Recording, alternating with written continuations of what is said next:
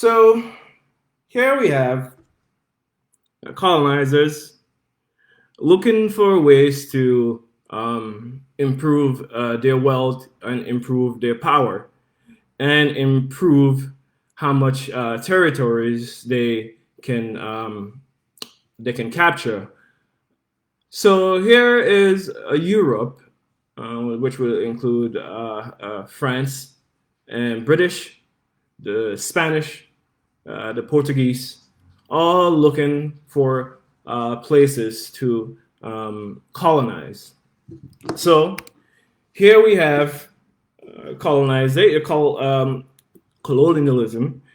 which pretty much is where a country with power and wealth can dominate another country. Funny enough, that power and wealth is gathered from the exploitation of slaves, which they then take and then send into the Caribbean to exploit them again.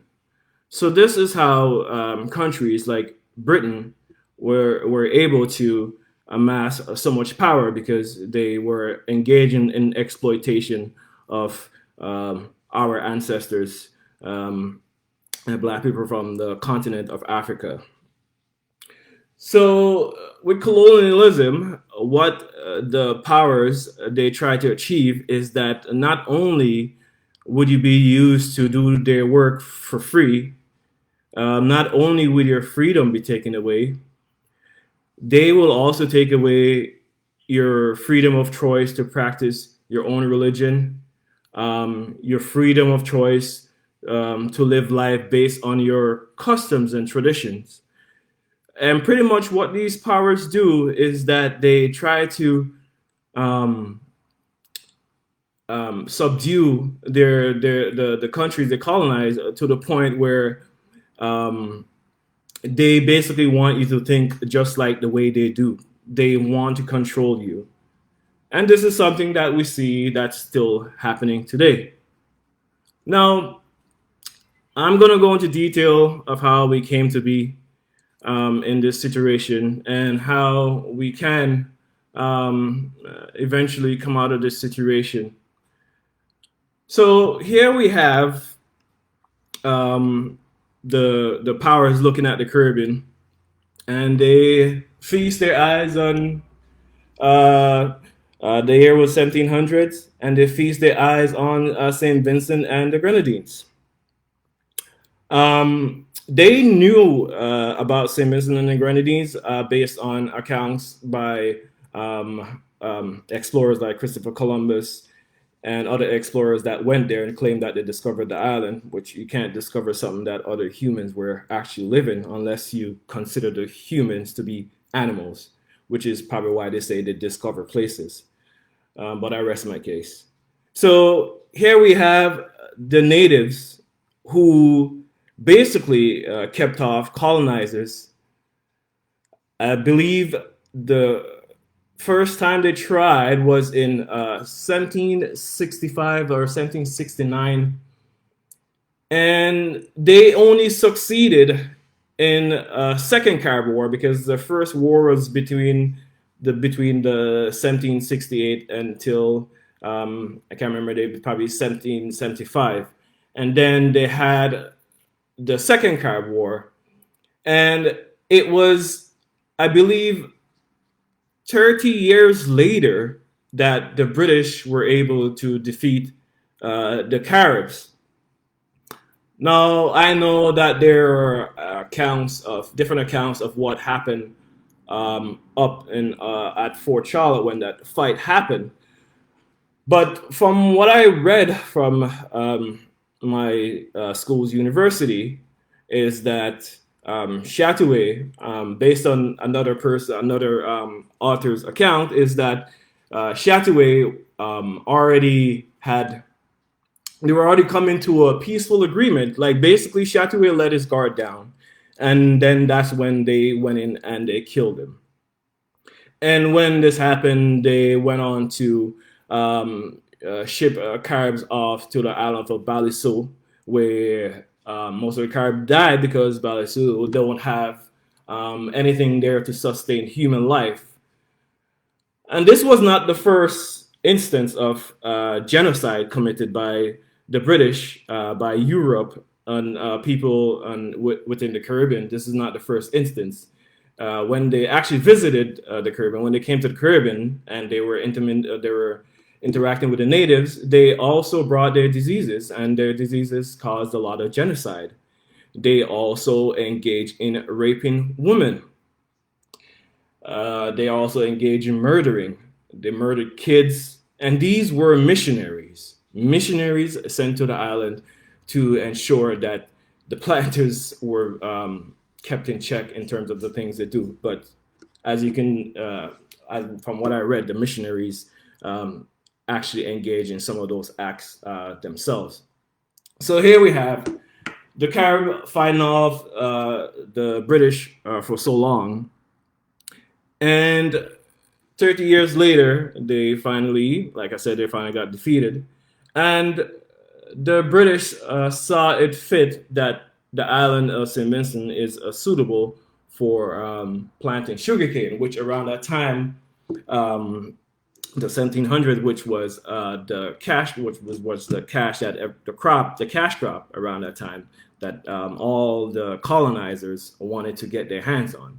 So it happens that British had some of the best prime real estate when it came to land, because there are accounts where the British land, the lands in St. Vincent, are so fertile, like they can't even figure out why the soil is so fertile. It's like beyond any fertility level that they've witnessed in other islands. So this made St. Vincent and the Grenadines a primary target for sugar plantations. So here they have the slaves cutting the sugar cane. They ship them in troves. And based on the research I did, some slaves came from the region of South Central Nigeria. Some came from as far as the Congo. Some came from Ghana. And they got slaves from far inland that happened to be on the coastline at the time. So slaves were taken from all over. And the colonizers did this because they wanted to make sure that they picked slaves from different tribes. So when they picked slaves from different tribes, it will be difficult for any revolts to happen on the journey across the ocean, because the slaves wouldn't know how to communicate with each other, because they all, most of them spoke different languages, and therefore they couldn't communicate to start any type of revolt. So these slaves, which is something that I will go into later on in another video, where I'll try to explain the origins of people in St. Vincent and Grenadines, which is a pretty difficult topic to cover, because we hardly have any. Our origins are like very complicated, but that's not what I'm here to talk about today. So here we have the slaves being taken in troves to the island of St. Vincent. Now, this whole operation was controlled by companies such as the Dutch West India Company. And here we see the first form of globalization happening. This is like globalization in around those times, because this is a corporation that is trading in stocks, and those stocks happen to be slaves. Because the Caribbean island, funny enough, under the colonizers, they exchanged slaves, and they had a very good trading system compared to what we have today. Funny enough, very strange to me. So they had this whole system going on. Actually, slaves were taken from other plantations. Some slaves were taken from St. Lucia and brought to St. Vincent. Some were taken from Barbados. Some were taken from places like Jamaica and brought to the Caribbean. So here we have this whole slavery system going on, and I read an account of what it was like to be on a slave plantation. This particular slave, his name is Ashton. Ashton happened to be a slave on the Cane Grove, on an estate in Cane Grove. Ashton's freedom was bought by his aunt. They call her Aunt Daphne. Aunt Daphne got her freedom, and what she will do, her along with other slaves, whenever they got their freedom, is they'll go and they'll try to free people who they've met, people who they've established relationships, their brothers, their sisters, any family member. So they will go and try to buy their freedom. So um, Daphne bought Ashton's freedom. By the time Ashton was getting ready to leave the estate, the estate was taken over by a new owner, and this new owner happened to be there at the same time. So Ashton is about to leave, and they're questioning like, "Where are you going?" So Ashton is like, "I'm a free man. My freedom just got bought." And they're like, "No, where are the documents? You don't have any documents to prove this." Meanwhile, they already went in court. They already debated, and the thing about around those times is they will some of these disputes will be settled by word of mouth. And based on what the slaves were saying, is that when it comes to word of mouth from any of your colonizers, it could be never taken as true. It is usually a lie. It's usually a trick. So he could not leave the farm. Now he is a mechanic on the farm, and he's not a field slave, but he's given accounts of what happened to field slaves in St Vincent and the Grenadines. And these slaves were flogged viciously. They will strip them. They will strip them naked, men, women, children. They will tie them to trees, and they'll whip them in front of the other slaves so that they can see that, hey, if you do anything wrong, you will also receive this punishment. There's this place that they had whenever slaves got sick that they sent to. Is called the sick house, and nobody wanted to go there because it was a place that was not sanitary, and you usually end up sometimes dying in the sick house. But they will still take slaves from the sick house whenever they couldn't find any slave. They'll take slaves from the sick house. And Ashton was describing this situation where this slave was so ill that that that he couldn't even walk. He was ill. He couldn't walk, and they whipped him so bad that he got up and walked, and then he collapsed inside in one of the in a pile of wet sugarcane waste, face down. And these guys did not care. They even flogged. They flogged you for anything they saw fit. And these were accounts of abuse that were being sent back to the crown. And despite these accounts, these stories, these facts had to be vouched by clergymen, which happened to be wealthy Englishmen. And what they did was discredit what kind of stories were coming out from the plantation, because they were trying to push their own interests. And they also had control of the media. So they spun a narrative of why black people were supposed to be slaves. They said, we're animals, we're beasts, we're supposed to be in chain, and this is our job, and this is the best way for us to serve them, exploiting us. The crown, every time they went, they kept saying this wasn't happening on the plantation. So um, Ashton marries one of the slave ladies and one of the other ladies on the farm. Um, Funny enough, he doesn't. And they had a kid, and I think Ashton's wife was already advanced in her pregnancy, and he was still the mechanic, and she was a field slave. And what would happen is that she wouldn't be able to walk. The pregnancy, her feet were swollen, and the slave master would flog her.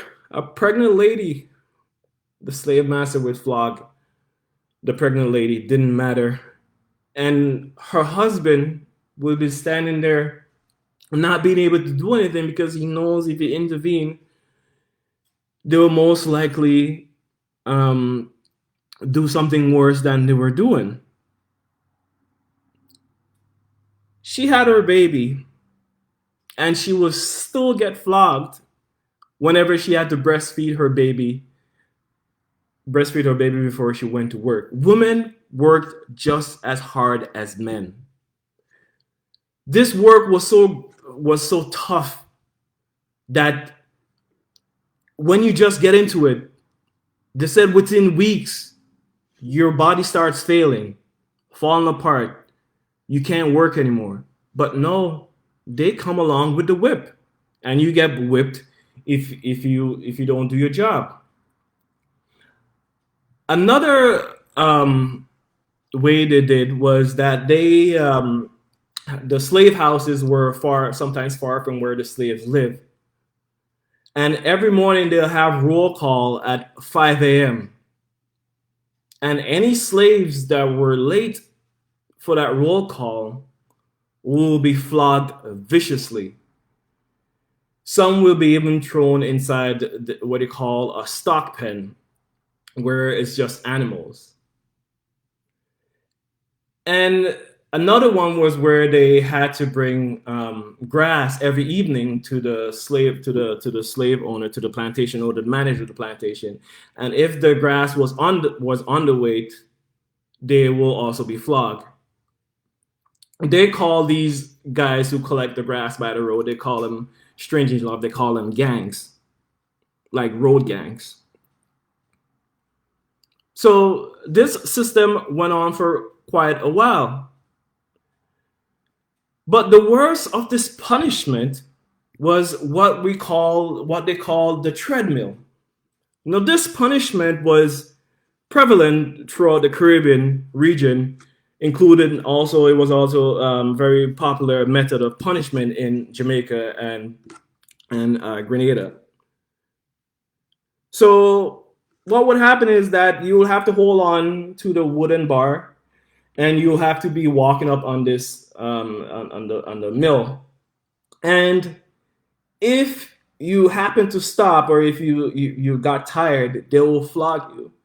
And usually what they will get is another slave who, this person here, you see them doing what they're doing, that's already a person who's been broken. Their spirit has been broken.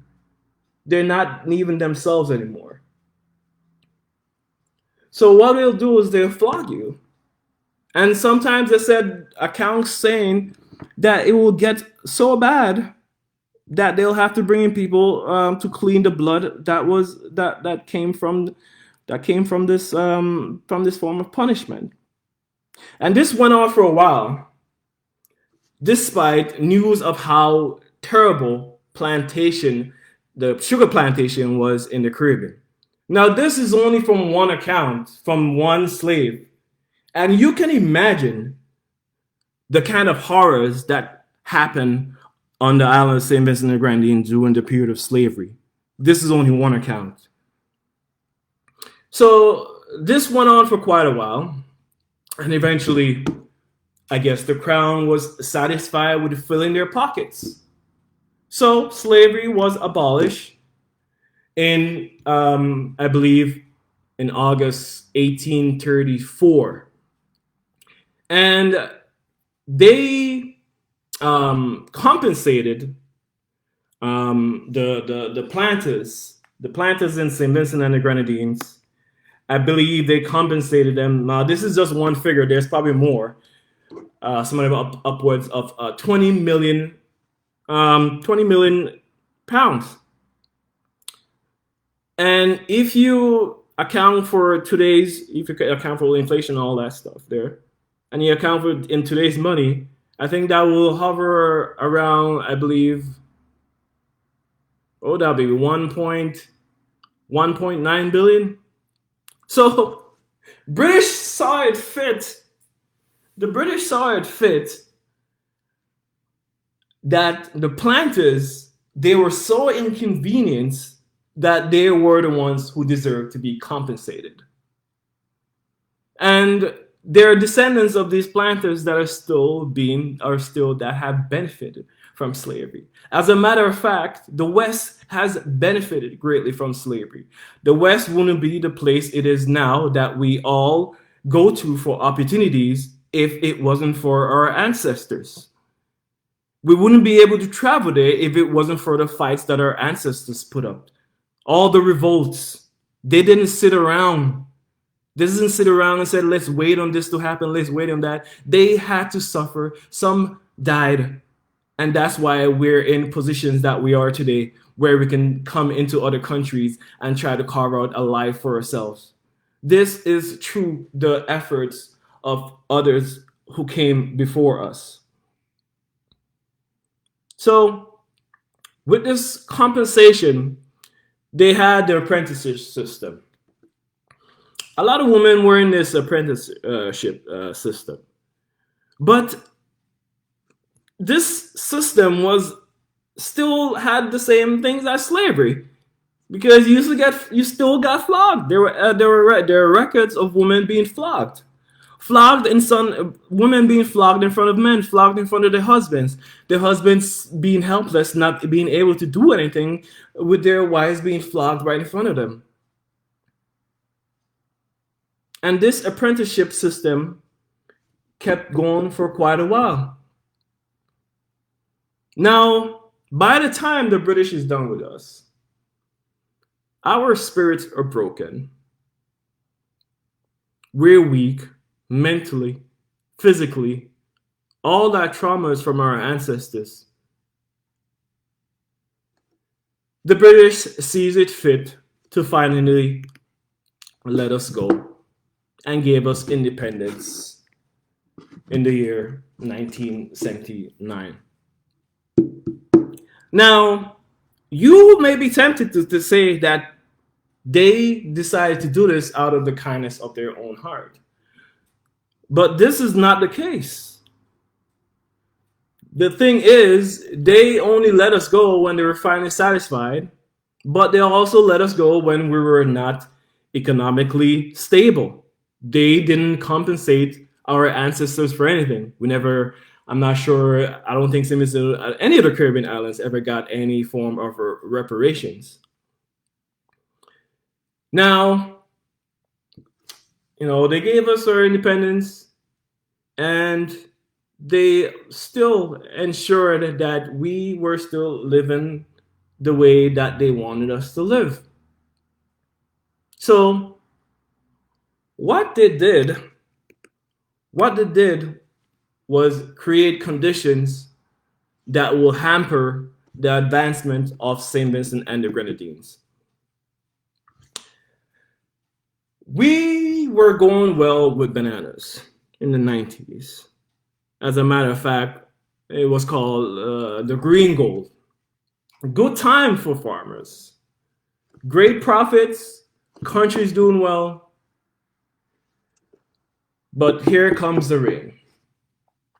Europe and the United States are involved in a trade war. Now, at the end of this trade war, a deal was signed between the U.S. and Europe. I think Bill Clinton was the president around this time. And basically, this agreement was to give preferential treatment to America. Bear in mind, America did not produce any banana or any banana on that scale, for as a matter of fact, to be able to be like, hey, this is what we're going to be shipping. But they had a plan. They had companies like Chiquita and Dole, multinational companies. And they had the land in South America and they planted the bananas. But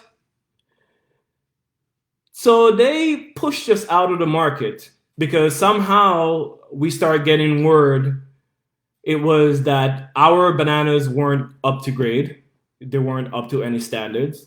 Then it was that we don't have the industry to sufficiently supply the market.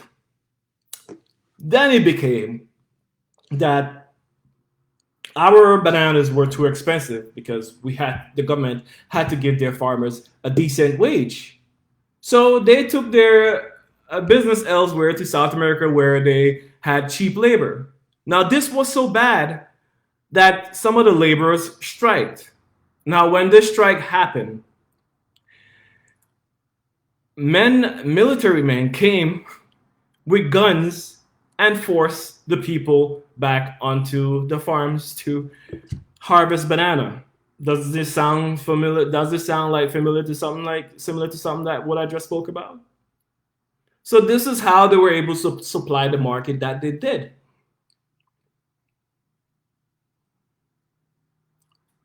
So our economic conditions are deteriorating, and we're trying to figure out ways to expand our economy, but it keeps getting harder. We keep getting hit with external shifts in the marketplace overseas, natural disasters, and the agricultural industry was just having a quite difficult time. Now, this was also happening in the island of Jamaica, where they also favored the U.S. banana.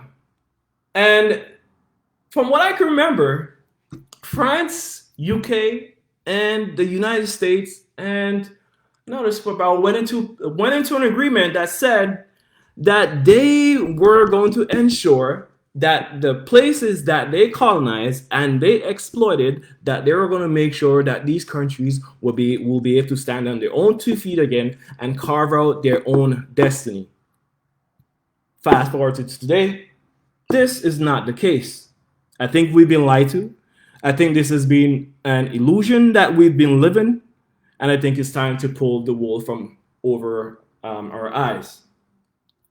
So our economy was getting unstable. Governments needed to borrow money, and governments would have been able to borrow money from other private lending institutions in the Caribbean, but those institutions, because of what happened with the trade wars, were also becoming strapped for cash. So here we are, left with no choice. The governments can't get any loans at home in the Caribbean region, and they go to the IMF. Now, the IMF, I think, was established in the 1940s, and this institution was an institution where the superpowers put funds together to rebuild after the war. And these funds were, I believe, were supposed to be for European countries. This wasn't any funding that was meant to be given to us. So we have the IMF, and the IMF provides short-term loans, and these short-term loans have extremely high interest rates, especially when people who were governments who were not within the Europe, who were not within Europe, who were not within the superpowers.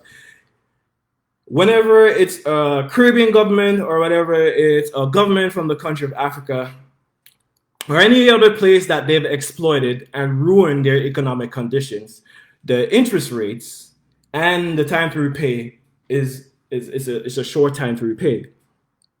But the governments have no choice, so they take loans from the IMF. And this is how they sunk their claws, their teeth into us even deeper.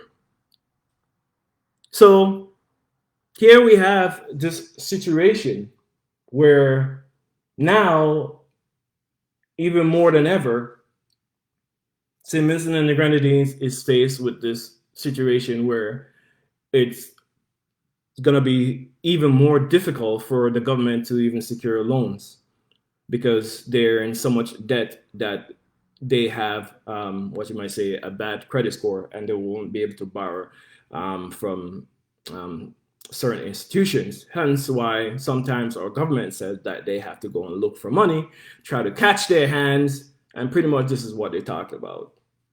So this is why I stress that it's also important to question your leaders as to where they get their funding from and as to what policies these funds have, and will these policies hamper the advancement of the people of St. Vincent and Grenadines.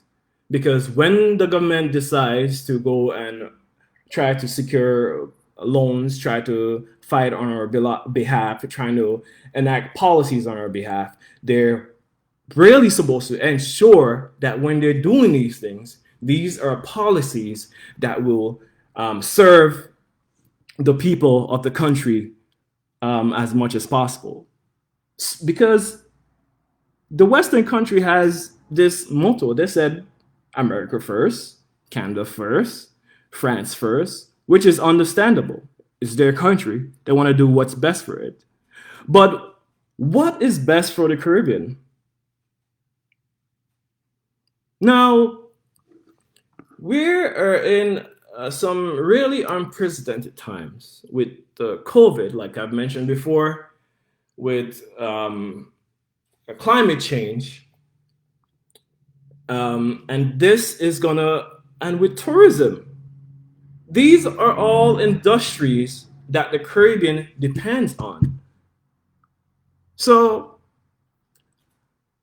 it will be great to at least see that there's some form of union between governments, while starting in my country for St. Vincent and the Grenadines, because I will like to see the governments unite, because they always say 2 heads are better than 1. So why can't we unite? And here it is. I'll give you a case for why we are in the situation that we're in. This researcher by the name of Dr. DeGroy, Dr. DeGroy did a 12-year study on this theory called post-traumatic slave syndrome. And she describes symptoms of such a syndrome. And the origin of this is she's trying to put forward the theory that trauma that our ancestors faced in the past is passed down in our genes through our genetics and also in our social settings. Now, we all can see that we do have that as like what we have flogging in school if you show up late, the way we flog our kids, the way we fight with each other. This is also another syndrome of the post-traumatic slave syndrome. And also with this syndrome, you tend to have commit acts of violence against people who look just like you. On top of that, you also hate yourself. You hate your color. You hate, we hate where we're from. We hate our origins. We hate our background. We don't want anything to do with our culture whatsoever.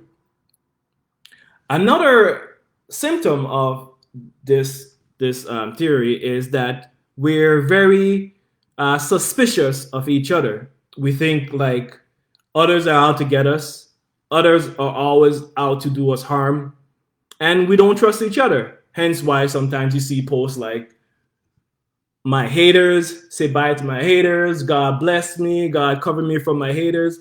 It's this whole concept and this whole culture that we've developed that we don't trust each other. This is what our colonizers want us to engage in. They want us to fight. They want us to be separated. They want us to be divided. Because when we're divided, they will have an excuse of why they can come back and take our resources that we have now. Meanwhile, we're fighting external powers. I call them beasts, civilized beasts dressed in suits are coming to take our island apart. Hence, sometimes why I make the joke that said, so one day we won't be able to say, I live where you vacation. So meanwhile, we're fighting. Meanwhile, we're in self-hatred. Meanwhile, we hate our culture. To the point, and I'll give an example. There's this video that I looked at, and I also shared this video with other friends of mine, where this European guy is talking to this guy from Vinci, and he's making some observations, and he said, "Oh, is St Vincent African influence?" The guy went on to say, "No, it's not really African influence. It's mostly British influence, and we prefer it that way." Now, that right there is a sign of post-traumatic slave syndrome. We were put in bondage, but somehow when those bonds were taken off, we became divided amongst each other. We do not value each other. We do not value the land on which we live. We do not value our resources. This needs to stop now. This is why we need a unified front, because we are playing into the very game that they want us to play into. Now, are we going to fall for the trap where our economy gets embedded with so much debt that we can't even keep up, that's not sustainable, and underdevelops our island even more? Because this is what they're trying to do. And this is why I say we need to have a unified front. So when we can debate things like climate change, everybody's on board, and one person doesn't go out there and everybody's like, nobody care about climate change. What's they talking about? Everybody needs to be on board with these issues. Everybody needs to be on board with climate change. Everybody needs to be on board when it comes to reparations. You must. This is also a way that you can probably secure funds in order to weather the storms that will be coming because of climate change. And like I said, we need to be on the forefront of climate change. We need to use our resources to prepare for climate change, prepare for the shocks. And we as a country should be able to govern ourselves in order to advance our economy and advance our people. We should be allowed that. We had freedom before. It was taken from us. It's not a gift. It's not a gift that they gave us back. We already have freedom. It just means that the civilized beasts wanted to take that freedom away from us. And that is the same freedom they're trying to take away from us again today. The freedom of free thought, the freedom to be objective, the freedom to stop judging your brother so much, having so much strength for Black people and not having strength for the people that used to be having strength for. Now it brings me to our nice event that we have, Carnival. If you look at Carnival, you see the different colors, you see the different costumes, the different designs. You go on the road, the bands are separated, this band separated from that band. But at the end of the day, people will be breaking those lines in order to join the band with people that they vibe with, that they want to socialize with. And they want to have fun together. Vincentians like each other. We actually do like each other under the right circumstances. We love each other. And Carnival, when all the different colors, all the different bands mix together, that's us. That's our ancestors who came together despite their differences, despite their tribal, whatever tribal differences they may have, despite whatever way of living that they may have, they learn to respect each other. They learn to ensure that their brothers, that they buy them brother, they take their brothers out of slavery. They also made sure that they fought for slavery, because there were some revolts, and there were some slaves trying to rebel in St. Vincent. So you look at Carnival and the way we come together.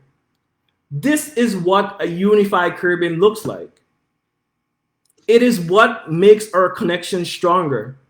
It's our bond. We must know our culture. Culture is very important. And when you have that awakening, when you actually know who you are, or how important you are. Because before colonizers came along, there were kingdoms. Africa had kingdoms, kings, queens, gold, minerals, riches, way of living, their own way of worshiping before colonizers came along. They had science, they had mathematics. But one of the most important things that we contributed to the world, which is culture. As a matter of fact, I think this place would be quite boring without us being here. So we have this power. We're not helpless. Now that you know this, you should go and do your own research. Find out about yourself. Find out who you are. Because when you hurt your brother, when you hurt your sister, you're hurting yourself. You're hurting the same blood. So it's time for us to stop hurting each other. It's time for the mental hurt. It's time for the physical hurt. It's time for us to heal. And I hate seeing things with these governments that's supposed to have things under control, having their own things like their little kids. It's time for us to be serious about where we want to be. It's time for us to have a plan, a long-term plan that benefits the vulnerable in St. Vincent. Let's try to bring back farming. We need a plan. And we cannot do that unless we're unified. So as I keep saying, and as I always say, like I always tell people,